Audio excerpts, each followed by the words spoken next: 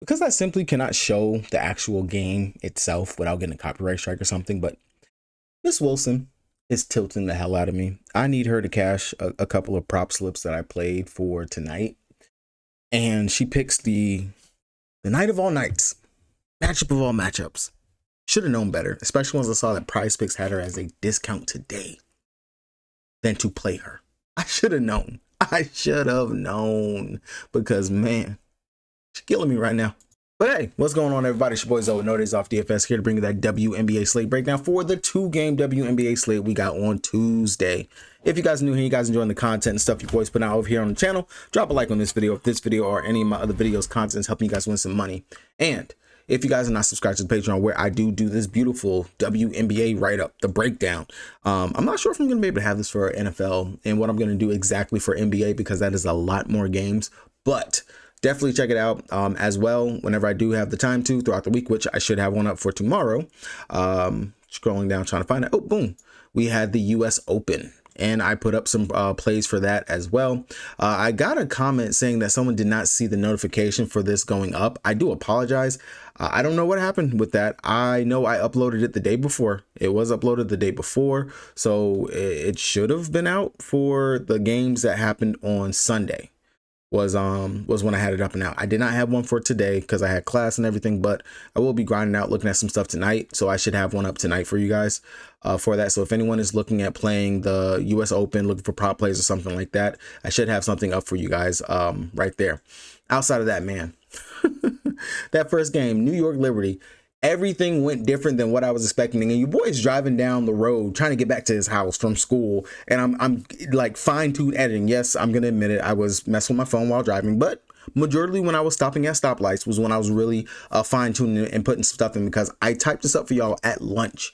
During my lunch, I typed it up, and I just had to edit it still. Didn't get to fully finish editing it and stuff, of course, as you guys know, but dedication. I got it done and put up some pretty good notes. And to me, some of the stuff did hit. Jonquil Jones, I thought she was the safest Liberty player, especially with Sabrina and Stewie coming back. That definitely panned out. She went out there, she played great, played amazing. Brianna Stewart, she went out there, she scored. We didn't really see a full minutes limit news come out, but as you can guess, she was definitely mostly limited in her return and whatnot. And then outside of that, Serena Nescu, primary, literally just the assist, the upside, all that was there for her. Definitely made for a good GPP option. Cloud was out. Meesman, she ended up playing off the bench. Didn't do too bad. But the Sun, first of all, Sanaya Rivers gets to start. Lacan. Matter of fact, I need to find that picture. The fact that homie was out there balling with a jacked up eye, played off the bench. That was the first little wrinkle that the Connecticut Sun threw with us. But career high tonight in her scoring. Went out there, of course, did what we were expecting her to do in regards to the steal upside. Was still table setting, getting those assists and things like that. Looked great. And honestly, the Connecticut Sun have strung together some really great games to end the season, and they're looking good. 22 points, 3 assists, 3 rebounds, and let's see, how many steals did Lacan have? She had 2 steals, 4 turnovers, but still, great night for her out there. And the big talking point, and I mentioned it in the breakdown, was Moreau. Her minutes are volatile, and you guys know that I've talked about that countless times over here on the stream, the breakdown. She's a great player. She could be an amazing player, but it's the damn minutes. We do not ever know what they're going to do with her minutes. And of course, she goes out there and she was raining down threes. She was rebounding 3 for 3 from 3, 6 of 11 from the field, was doing it all, and played still only 26 minutes. That's the crazy thing. 18 points, 15 rebounds, was uber efficient, especially from the 3-point land. That's what did it for Moreau. I mean, she was a great GPP swing, and if you played her paired up with Kennedy Burks, Jonquil Jones from that first game, you definitely are sitting pretty good. And then, of course, in the second game, I always say it, if you're going to fade A'ja Wilson, which of course it just seems crazy to fade her, but her price at 14K, eventually we gotta call cap and just say, you know what, she's too damn much. She's too much, but it's kind of hard to. Jackie Young is just going off. That's just the easiest way to say it. If you faded AG, play Jackie Young, you're doing pretty damn good. Obviously, you could tell I didn't do that. So we're going to go ahead and look at tomorrow's slate, looking at the Seattle Storm taking on Indiana Fever and the Phoenix Mercury taking on the Sparks. One good thing to note is that one of the cappers on Twitter, Zay the GOAT, he has tweeted out and he has said, hey, for whatever reason, we have Kalia Copper is currently right now in Chicago for the retirement of Candace Parker's jersey. She also has a game tomorrow night at 10 o'clock in LA. She got to fly to LA. So Kate Copper might be a little bit tired for the extra travel that she's doing. Just throwing it out there. All right, Seattle Storm taking on the Indiana Fever. Let's see if we can't pull up some totals for this game. We got a 166.5 total with a 3.5 point spread in favor of none other than the Seattle Storm. And then the Phoenix Mercury take on the Sparks. And this one, I hope that it's going to be a good game. It's a 177.5 total with a 4.5 point spread for the Phoenix Mercury. This is going to be, I really do, of course, you guys know, whenever the Sparks are on the slate, I say it time and time again, the Sparks honestly are just the team that keeps on giving. They give us some really great stuff whenever they're on the slate. But first and foremost, looking at Seattle Storm taking on the Fever, this is a spot where it's kind of hard not to want to go to her. Nneka Ogwumike coming off of a really great game last time out, going up against why is my computer going so slow tonight? I have no clue what's going on here, guys. Well, looks like I can't be able to pull up the players and talk about what they have done. All right, so Nneka sitting at 11-1, opposing power forwards, and Nneka should be able to go ahead and get whatever she wants going up against none other than Natasha Howard over there. In the two games that they have played going up against the Indiana Fever, the Storm have not won neither one of those games. Granted, Nneka, she had an okay game. The second time they played 30 minutes, she had 16 points, 3 assists, 3 rebounds. And that one, the first game where it was a 94-86 loss for them, Nneka went out there. She had 16 points again and 6 rebounds. That is crazy. 16 points in both games going up against them. But she's coming off of a really great game last time out, going up against, who did the Storm just play? Oh, there we go. Going up against the Washington Mystics. This is another one of those spots where she should be able to take advantage of that power forward matchup going up against the Indiana Fever. We just saw Nafisha Collier come back from injury and just drop 35 on their heads. Natasha Howard, I'm not too worried about that right there at all, that defense, especially if Nneka is actually pulling from outside from 3. If she's getting into her mid-range shot, if the pick and roll is working between her and Skylar Diggins, it should be definitely a good game. 11-1, that's definitely a good pay up option, and that's going to be our pivot that we can get off to from someone like Alyssa Thomas, who's going to be on the flip side when we get over there, or the Derek Hamby, Azrae Stevens, and things like that. Or on the flip side, which we are going to talk about the bigs on the other side for the Fever, or who are going to be in some pretty great spots. Skylar Diggins-Smith, of course, we have been able to attack with opposing guards going up against the Fever since there are just a whole bunch of injuries. Everything that they have going on, they have been susceptible, especially to guards that can play make. Skylar Diggins is one of those right there. And Diggins didn't play bad in one of the 2 games that they went up going up against the Indiana Fever. She had 26.5 fantasy points, as we can see here, in the second game going up against the Fever. In the first game versus the Fever, if it was in here, she had 39.5 fantasy points in that one with 22 actual points. She was in her scoring bag. Now, we are seeing over the last couple of games, I'm noticing that Skylar definitely just trying to set the table. With all the players that they got, Sykes, Gabby, Nneka, Malunga, with how she's been playing, she's not really having to step up and do too much. Speaking of our girl, Malunga, the minutes, man, they are rising. They're there, especially whenever it's a game. And this is the thing, too. They're giving her, they played it smart. They let her build up, and someone said it on the broadcast. They let her build up her strength to start the season. And now they're fully unleashing her. They're giving her the minutes. She's going to play at least 18 to 20 minutes is what I project her for, almost a night in, night out basis. 18 to 20-ish minutes. And if she's playing good, if she's out there feeling it, she's doing great. Just like what she did in the second game that they played against the Fever. She played 21 minutes in that game, had 12 points, 3 assists, 5 rebounds, a block, and a steal, 6 of 10 from the field. Not bad at all. 25.75 fantasy points. And right now she's cooking. She can give us even more. I like it. Whenever I have a feeling that I want to play Ezzy, and that's what I said, I'm going to look at maybe I'm going to go with Malunga, because Malunga and Ezzy are legit splitting the minutes, and Malunga is giving us more of the upside. She's just so tall. She's so big, and she's going to be able, if Boston's not in her bullshit bag, Malunga should be able to go out there and have a day. I don't mind getting over here to the bench player, and it's really hard for me to keep on going to it. Eventually, her price is going to get too much to where I'm not going to want to play it.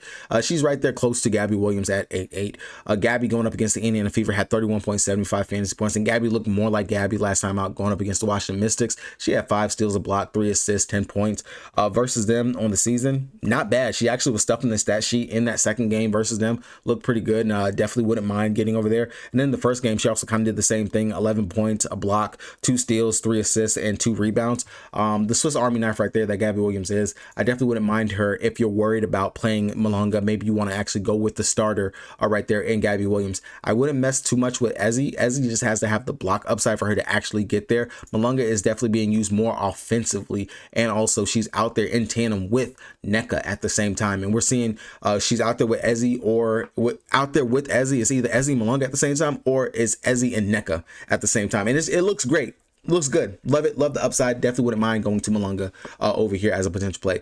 Brittany Sykes sitting at 7,900. I am not. I just can't. After she should have been able to pop going up against her former team, the Washington Wizards. I'm not Washington Wizards. Lord have mercy. I'm ready for basketball. For the Washington Mystics. She should have had more fantasy points. She started out really hot and then just cooled off. Could not hit a bucket, was rimming it out, hitting the back of the daggone hoop, everything. It just looked ugly from Sykes. If I'm playing anything over here from the Seattle Storm, it will be Skylar Diggins, NECA, Malonga, Gabby Williams. Those will be the primary ones I want to get to. Everyone else over here off the bench. Erica Wheeler, of course, going up against her former team. Her minutes, they're starting to somewhat look like maybe a little something. We do know that they love her in Indiana. They love them some Erica Wheeler. And versus them, of course, this was before Sykes got to the team. She definitely was, of course, still starting out there for them. We seen it last time out versus them, 28.75 fantasy points, where she had 9 actual points, 3 rebounds, and 4 assists. The first game that they played going up against them, Erica Wheeler had 20 actual points, a steal, 2 assists, 2 rebounds, and went 5 of 10 from 3. So definitely do not mind going to Erica Wheeler if you want to buy the narrative. That could be a cheap value option that you can get to. As we can see, she's playing some decent minutes off the bench. That would be someone I wouldn't mind taking a swing at if you want to go and look in that direction. Going on over to the Indiana Fever side, we already know where we're going to want to go over here when it comes down to it. Opposing bigs going up against the Fever, going up against the Storm is where we attack, just because they give up so much on the rebounding side. Now, Natasha Howard is a tale of two tales. The first game going up against them on the season didn't look great. Second game, she actually cooked. 21 points, 5 assists, 5 rebounds, and block and steal. Of course, when you don't have Caitlin Clark out there playing and Natasha Howard is having to step up, we do see some good things from her from time to time. As you can see, 38.25 fantasy points in that game. I don't mind it for a GPP option just because her minutes, they've been wonky, and I'm not too sure what's going on with that. Of course, this kind of reminded me, giving me PTSD of thinking of none other than Moreau tonight, where she went out there and was able to smash in 26 minutes. So definitely a risk and a GPP option. Wouldn't mind going there. But Aaliyah Boston eventually just has to actually give us something. She had 42 fantasy points last time out going up against the Seattle Storm, and we know double upside if she's not lazy as shit on the glass. She is really lazy. She is lazy. I'm sorry. Watching her play last time out going up against the Lynx, she just looked lazy, and I'm so sick of it, because you expect the world, you expect the upside from Aaliyah Boston, then we're getting shit whenever she's out there on the court. But this is a great matchup for her. She has shown that she can dominate it, as she did last time out. 16 actual points, 12 rebounds, and then the time before that, she dropped 31 actual on Seattle. 31, 8 rebounds, 3 assists, 2 steals. If we can get that type of Aaliyah Boston today, that'll be amazing. Definitely like her. She is my top play. My favorite play over here from the Fever will be her. Kelsey Mitchell, we know that she's out there. She's definitely getting it there scoring wise. Again, a little bit much at the 10-6. I would much rather attack some of the guards and stuff over here in the Sparks in the Phoenix Mercury game, or if I'm not playing Skylar Diggins instead of Kelsey Mitchell, but that would be your GPP pivot if you want to go over there to that. Lexi Hull, of course, came back down to earth, more of what she is normally used to getting. 17.75 fantasy points, 7K. Won't kill you if you decide you want to go there. Not gonna mess with Odyssey Sims, especially if she's going to be yo-yoing and splitting the minutes with Shea Petty, who somehow, some way is giving us some pretty good production.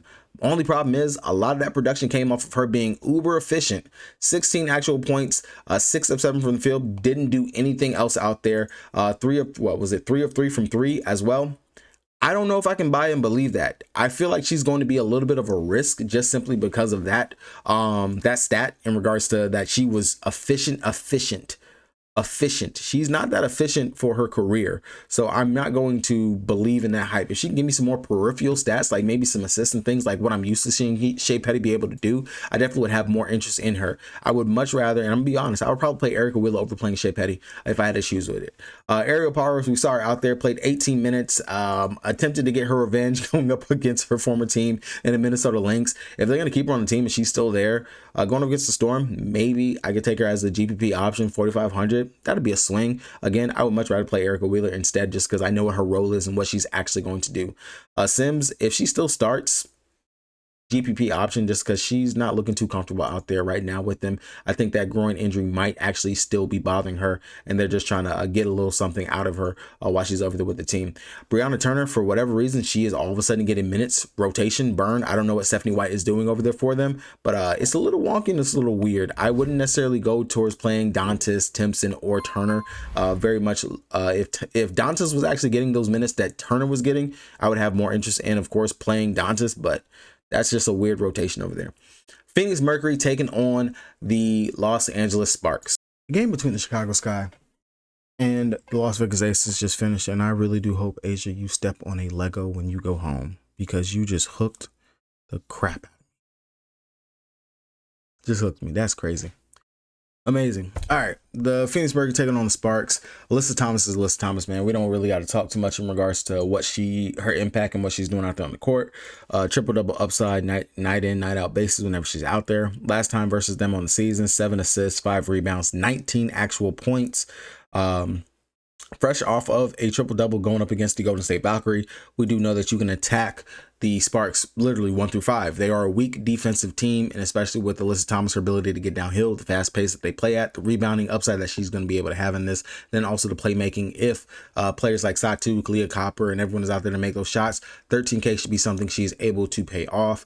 She's been one of the more consistent players outside of the run that A'ja Wilson was recently on before she just dropped less than 40 fantasy points on tonight. Outside of that, Satu Sabally, she is actually cooked very well going up against the Sparks on the season. She has 43 and 46 fantasy points. I think the thing that I also have to notice is that Kalia Copper did not play versus the Sparks so far on the season. That was earlier in the season, back in May and early June, when they did play versus each other. Satu, she's coming off with some back-to-back, really just mid-level games. Of course, this was a literal back-to-back for them, and we do know that her voice in regards to her displeasurement of all of these back-to-backs and things like that they've been having to do and whatnot, that they've been having to do lately. They're coming off of rest. Satu kind of is almost in the same boat as Tina Charles and players like that, where if they're coming off of rest, they're pretty good. They look good. It's a good matchup. I don't mind it because, again, like I always say, when it comes down to Satu and Alyssa Thomas, they have the size advantage. If they actually take advantage of it, they can go out there and have a good day. History versus the Sparks is very good, even for her career. Last season, in the one game she played versus them, she had 33 fantasy points. And then when you go back into the 2023 season, 3 out of the 4 games she played, she had over 35 fantasy points versus them. Of course, we want her to get over 35, closer to 40 fantasy points, especially at that 9K price tag. But definitely a spot position we could definitely mess with Satu. Kalia Copper, again, like I said, she's all the way over here in Chicago watching the retirement ceremony for Candace Parker. GPP option 7-7. Definitely do not mind her. If you want some safety, I can come down here to Monique, who is looking decent. She's playing some good minutes. She's out there with the starters. She's running 28 minutes in that last game, 18 actual points, 1 rebound. Out there going up against the Sparks, she's played well versus them. Of course, no Kalia Copper in any of those games, but 20 and 26 fantasy points at 5,400. She leaves us some upside to be desired, especially at that price tag. And I feel like those minutes are pretty much okay because she's had the hot hand. She's been playing better, especially over Sammy Whitcomb and things like that. They don't really rely too heavy on their guard rotation over here for the Phoenix Mercury. Of course, a lot of the stuff is created and made through Alyssa Thomas, and then they rely on their big 3 that they technically have between Satu Sabally, Copper, and AT. And then Bonner comes in off the bench, and she does what little bit that she does off the bench as well. So not bad. DeWanna Bonner, though. DeWanna Bonner sitting at 6,700. You can mess with it if you want to. Not something that I am too interested in messing with right here, unless we feel like the Phoenix Mercury goes small. And then, of course, you got DB playing at the 3 or the 4 out there with Satu, Copper, and Monique, or Sammy Whitcomb. That is definitely a possibility that you can go to. Natasha Mack, your GPP option for sure. As we do know, you can mess with centers going up against, well, you can mess with anybody going up against the Sparks if you want to. But her minutes are not secure. That's the only issue that I have with trying to go with Natasha Mack. She hasn't played versus them at all in the season. I would much rather just not even mess with going with Mack or any of the other backup centers that they have over here. Going over to the flip side for the Sparks. Our girl Derica Hamby has not fared well going up against the Phoenix Mercury. And when I looked at some things with it, opposing forwards who can actually shoot, stretch the floor decently, have actually played okay versus the Phoenix Mercury. Hamby, a lot of her shots, they come in that nice little 15, 16 foot range or getting right there to the basket, things of that nature. I know that we can normally attack the Phoenix Mercury with opposing centers who can rebound the ball, get the putbacks, things like that. Hamby seems like she's been having a tough time. She hasn't had over 25 fantasy points in either one of the games that she played going up against the Phoenix Mercury on the season. Definitely going to be a GPP option, as this could be the day that she pops, but I will be looking more towards Azrae Stevens, $9,200, $800 worth of savings. She actually did pop in the first game that they played going up against the Phoenix Mercury, where she went out there and she had a pretty good 48 fantasy points in 30 minutes. Second game versus them, she only played 20 minutes in that one, and she had 21 fantasy points, so not bad. We do know that Cameron Brink, of course, is back. She's kind of splitting the minutes between her, Brink. It is going to be a little bit of a risk on if you actually go ahead and play her. I just realized the Sparks have been off for a hell of a long time as well. But Azrae Stevens, wouldn't mind her as a pivot off of Hamby. Definitely think we should probably tick down here to Cameron Brink, who just played 19 minutes in her last game going up against the Dallas Wings. If she's actually able to go out here, knock down that three ball, get the rebounds, don't foul, not fouling a whole ton, and also getting some block shots, definitely could be some upside at that 5,900 price tag. She could be our Dominique Malonga of the day when it comes down to it. Kelsey Plum, I definitely will have some interest in her little fast twitchy self. 10-9. Didn't play bad going up against him in the first game, 42 fantasy points. Second game in 34 minutes, she only had 28 fantasy points. Again, Kalia Copper did not play in either one of the games for the Phoenix Mercury going up against the Sparks on the season. Could be a little bit different in regards to actually having her defense out there. We might see Julie Alleman get the Monique defense or the Sammy Wickham defense. She will probably be the pivot that we should be looking towards and trying to get to. Going up against the Phoenix Mercury on the season, though, she played off the bench in the first game, 9 minutes, only has 7 fantasy points. Second game, she played 35 minutes, only 15 fantasy points. It is going to be a little bit of a risk. And I would only take it if you feel like Plum, she's going to be hampered, having to deal with Kalia Copper defense out there on her. Possibly we can mess with going with Julie Alleman instead. Last but not least, our girl RJ Rakia Jackson has not played well at all going up against them either on the season. And anytime I have said that, she's gone out here and popped and been able to have a big day, big game going up against opposing teams. Definitely GPP option, especially if you're not going to play Derica Hamby. Somebody over here besides Plum has to be scoring for the Sparks in order for them to stay in this game. And we've seen RJ step up countless times, time and time again, and actually go out here and have decent days. I forgot to do one yesterday, so I'm going to give you guys a sample lineup that you could possibly use on the day. Going to make a little GPP. First one I'm going to take, which is going to be from this game. I'm not going to give you the obvious play, of course. You know Alyssa Thomas and things like that. But we're going to go with our girl, Rakia Jackson. It could be her day to be able to go out here and have a decent game. Of course, we're going to go to our girl, Dominique Malonga. I just can't stop talking good things about her and just the upside and everything that she's been able to do, especially with the extended minutes that she's getting. And if anything from that last game that we just saw versus the Washington Mystics, where they let her run out there and she was running with both NECA and both Ezzy at the same time, wasn't coming out there to spell either one of them, saw 28 minutes in a close game.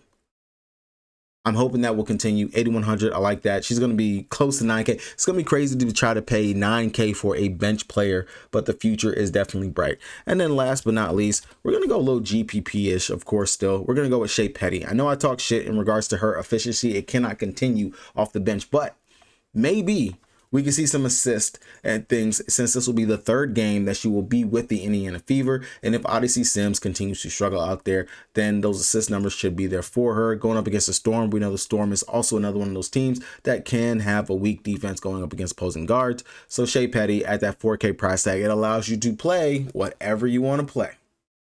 You have 9,800 left over for the rest of the spots. You guys know what you got to do. Good luck to everybody on the slate. Peace.